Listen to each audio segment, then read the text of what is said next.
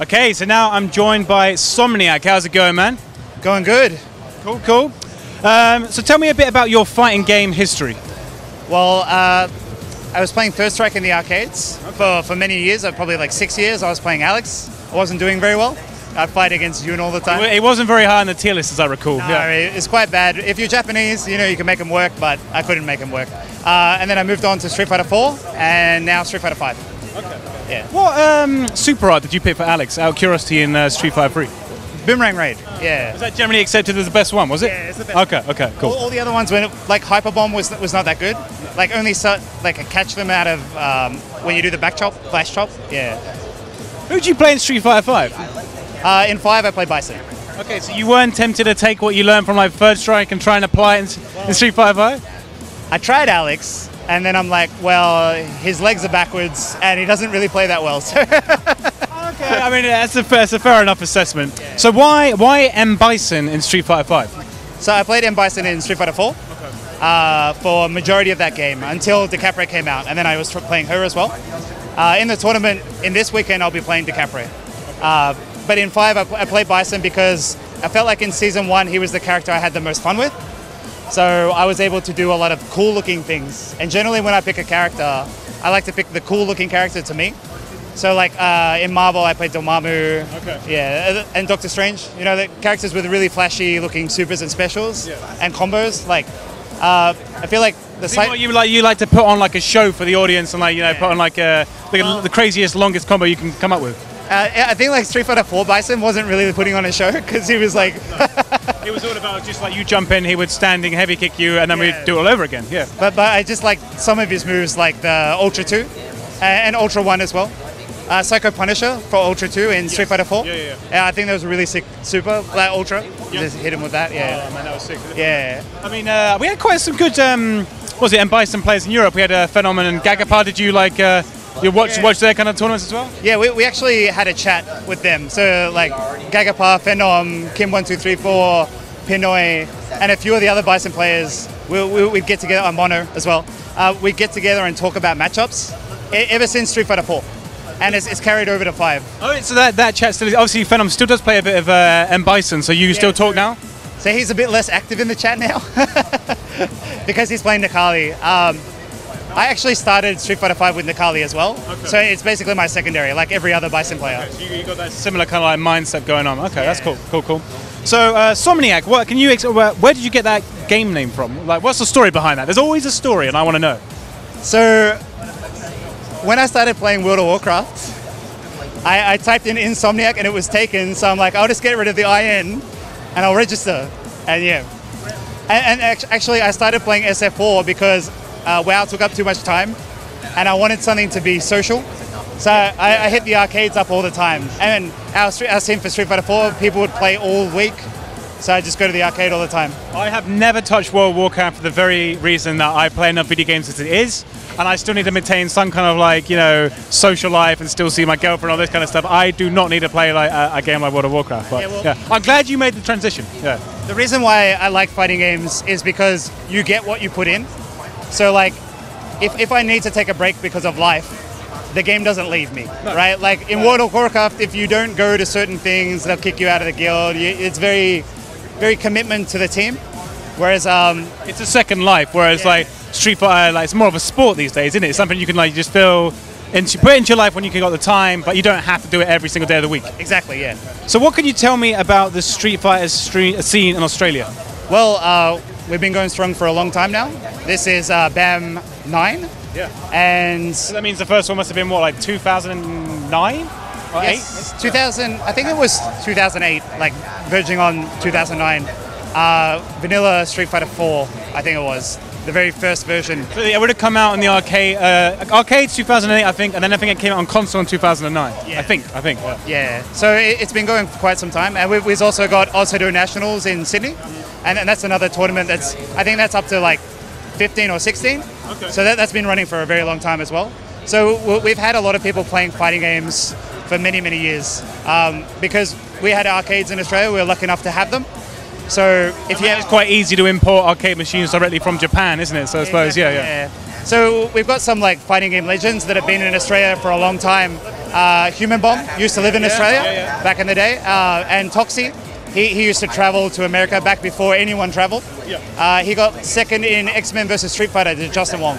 Wow. The first Versus game. Wow. Okay, that's some history right there. I got that on my Sega Saturn. I do bust it out occasionally, but I've never played it on like an original arcade board. And, so are there rivalries between like the different like cities in Australia? Yes, definitely. So, I mean, you're a Melbourne-based player, are you? Melbourne. Okay, Yes. cool. So, at the moment, generally the strongest two states are Melbourne and Sydney, just for the amount of players that are strong. So we've got strong players in other states, but they're not as strong to form a team. So most of the rivalry comes from Melbourne versus Sydney. And the last BAM, we had a 5v5, and we beat Sydney. You kicked their ass. Yes. Awesome. How bad of a defeat was it for them? Well, I was using Season 1 Bison, and I killed most of them, so... It was almost an OCV. Wow, okay. Although we just lost in the team tournament to a Sydney team, so... okay. So, like, you know, it's good to have that back and forth. You know, the rivalry keeps going. Yeah. You wouldn't want them to be free forever. It'd be boring. You want to keep that rivalry going. All right, cool. So, in your opinion, who's the best Street Fighter 5 player in Australia right now? You can say yourself if you want to. It's kind of hard to say. So I think Falco has the best results for Season 1 by far. He's consistent. So he got 5th at every major that we had. So Ozhado Nationals and BAM, he was the highest placing Australian. Okay. And then probably like competing with that would be me.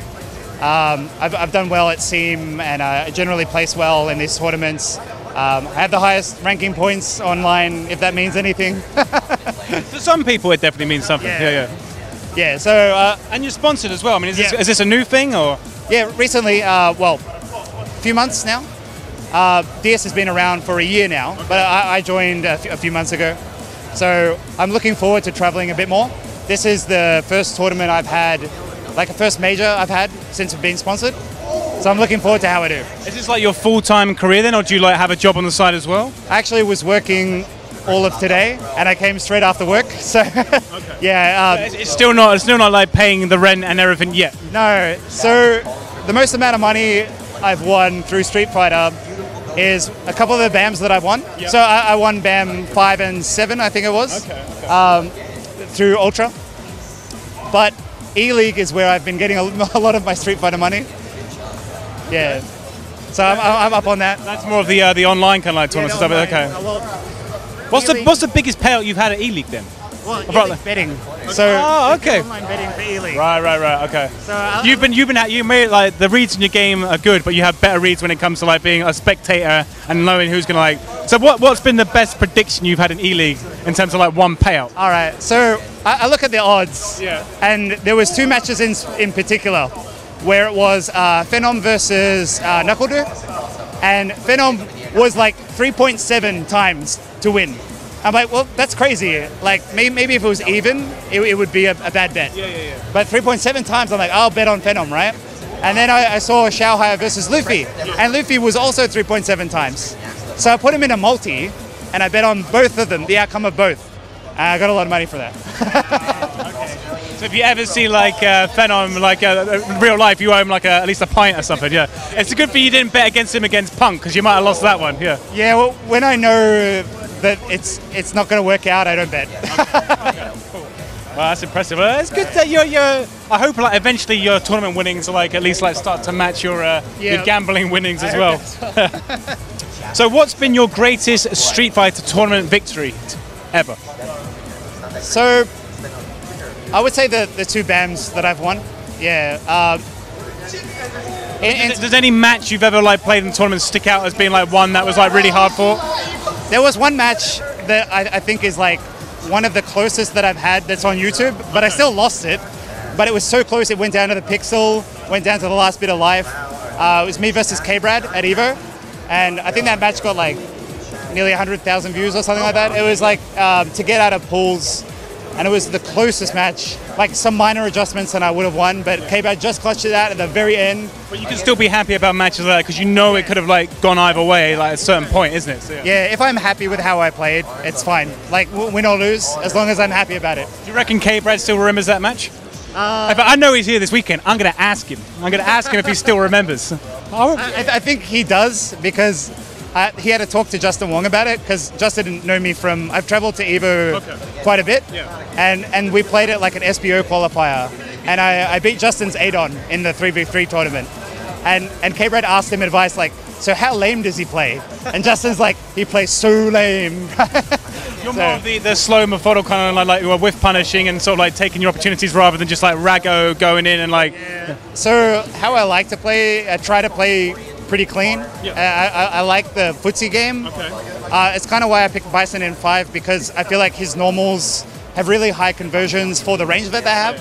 Like his stand heavy punch is insanely long. And you're pretty much plus on everything, almost, So it doesn't really translate into 5, but I try to make it work. Like I try to play defensive where I can, but the game rewards more offensive play. No, yeah, I hear that from like all the players. I see it in like all the different tournaments and stuff. Like if you're not going in, then you're not playing the game right to some degree. Unless you're playing like maybe Gar or Fang, but that's the exception. Yeah, but even then they can't really afford to always back away. They have to go in because there's just some situations where you put in where the risk reward heavily favors the person who took action. I am a defensive player by heart. I like to play a bit reactionary, and I'm trying to make it work in 5. Yeah. So if you get the life lead with Bison, are you more the type to kind of like back off and just like wait for the opponent to make the mistake, or? Yeah, so it depends on the matchup, because I feel like some matchups you have to constantly keep up pressure because of V-trigger comebacks. So if you're fighting against, say, a Urian or a Balrog or a Buki, you kind of want to play a little bit defensive, but not back off too much so they get all the screen. Yeah. Who's Bison's worst matchup in the game right now, in your opinion? I actually think in 5, coming from 4, where there was a bunch of like 7-3s and really hard matches, like Grapplers were really bad and Guile was insanely bad. Even from Third Strike, where matchups were really, really bad as well. This game, I don't think anything feels unwinnable. At least unless you're playing like Ryu or something. But as Bison, everything feels like if I play well enough, I should win.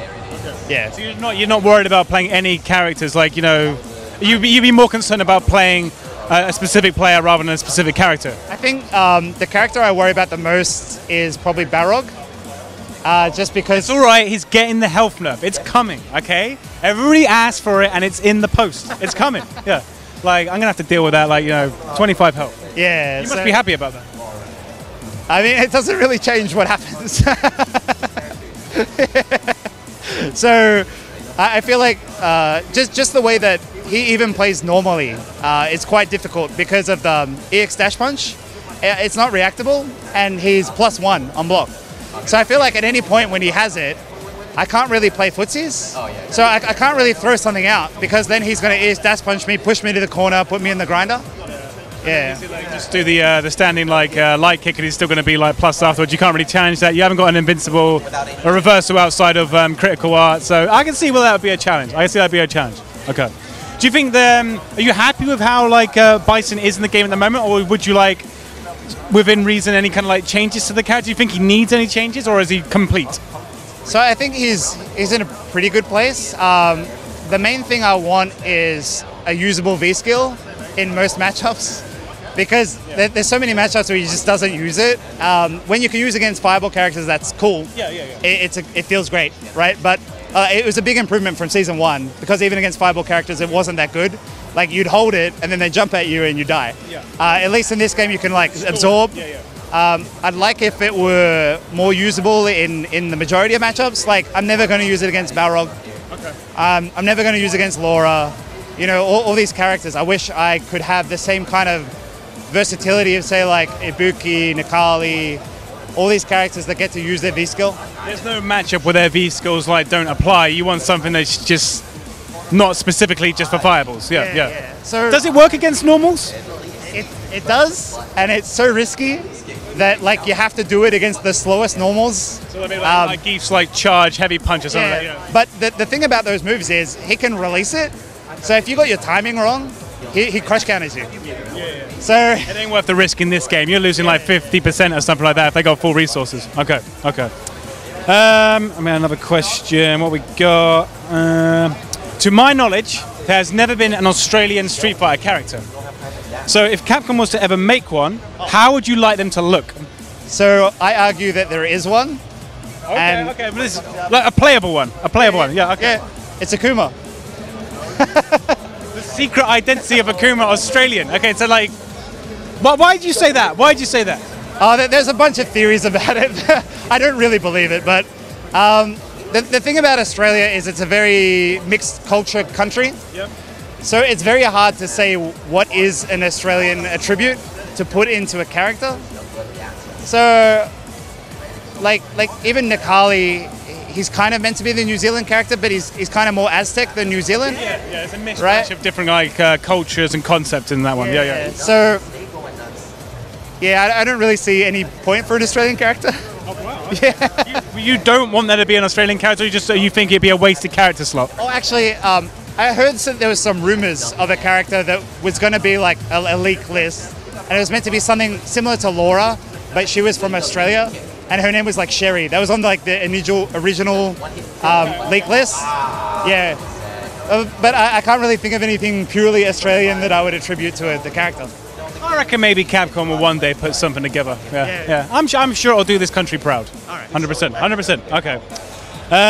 What do I have next? Do you have any hope that an Australian player will make top 8 this weekend in the Street Fighter 5 tournament? Can it happen? Will it happen? I have a lot of hope, but I think it depends on how the brackets roll out. You must know the TOs here. You can rig these brackets if you want, surely. Come on, give yourself an easy ride. I spent the whole week preparing for one person that I knew I was going to face in my bracket, and then the brackets changed last night, and now I got to face Takedo. So I'm like, oh well, okay. So I think that Australians can make top 8. If Takedo wins, and Australians won the tournament by your logic, so we're good, aren't we? Yeah. Yeah. Well, I think it's going to be exciting. Me versus Takedo, we've always had like really close games. In Marvel, we've had like a lot of 3-2 his way. Yep. In Street Fighter 4, I money mashed him and I won. That was back when I played against Bison a lot. You seem to be good at gambling. I'm getting this vibe. I'm definitely getting this vibe. Yeah. Oh, Pride match. So I'm excited to play him, but I would have rather have played Cola. Okay. Yeah. So I think Falco, ZG, probably BK-sama from Sydney. They're my hopefuls to do well. Eunice as well. Yeah. I think that they have the chance of reaching the top 8. Okay. Yeah. And then moving on to my next point, you seem a good person to ask for this. Is there much of a Marvel scene in Australia? There was. It kind of died off. I think around the end of Street Fighter, well, at the start of Street Fighter 5, there wasn't really that many people playing. There is still. It's been so long since the game had been updated, so I suppose people looking like to other avenues. Yeah, so I think it was once the Moradum meta became really strong that a lot of people kind of stopped playing. We do have some really good Marvel players. Baxter beat K-Brad at Shadowloo Showdown in Marvel a couple of years back. And you play, what is it? You said Doromaru and Doctor Strange. And who else was on your team? So I play Nova, Dormammu, Doctor Strange. Okay. Yeah. So that's more of an unconventional team, isn't it? I don't think I've seen that one that much. Yeah, so I kind of picked it just because I liked Dormammu, but I didn't want to play Doom because I felt like everyone played Doom and I wanted to have like the meta pick of picking like Dormammu, who's pretty good against Doom. Well, all my characters are pretty good against Doom. The problem is when it comes to like Magneto and Virgil, my characters aren't good against those characters. Yeah, tricky. So there was a really strong Marvel scene, and I was always in the top 8s and the top 5s. I traveled to EVO to compete in it. Actually appeared on What was your best EVO placing?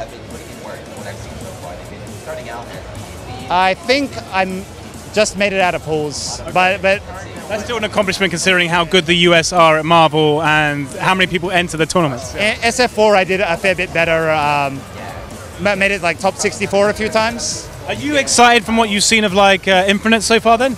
Yes, I am looking forward to Infinite a lot as a Marvel player, and I think like people saying, oh, there's no assist, I think that's fine because you can make anything into an assist. Basically, I mean, I played at the office and you just like, you can use tag to like cancel anything, and all the tag basically has a cooldown, so you can make your own assist basically. Yeah. I think that inspires a lot of creativity because you can do whatever. into cancel, into bringing a tag in and do a mix-up. I think that's really cool. So I'm excited for it. If you, I mean, so you played, was it Nova, Dormammu, and Doctor Strange? If you could just, if only one of those characters was return in Infinite, which of the three would you want to return? Well, I think like the design of Doctor Strange was a bit odd. They didn't know what to do with the character because he was like really bad by himself, but he had a really good combo. So I probably wouldn't put him in the game because I think he would be some kind of similar, and I don't really want to play a kind of really bad character without an assist because he was like negative on a lot of this stuff. Yeah. So probably Dormammu. Dormammu. Okay. Yeah. Okay.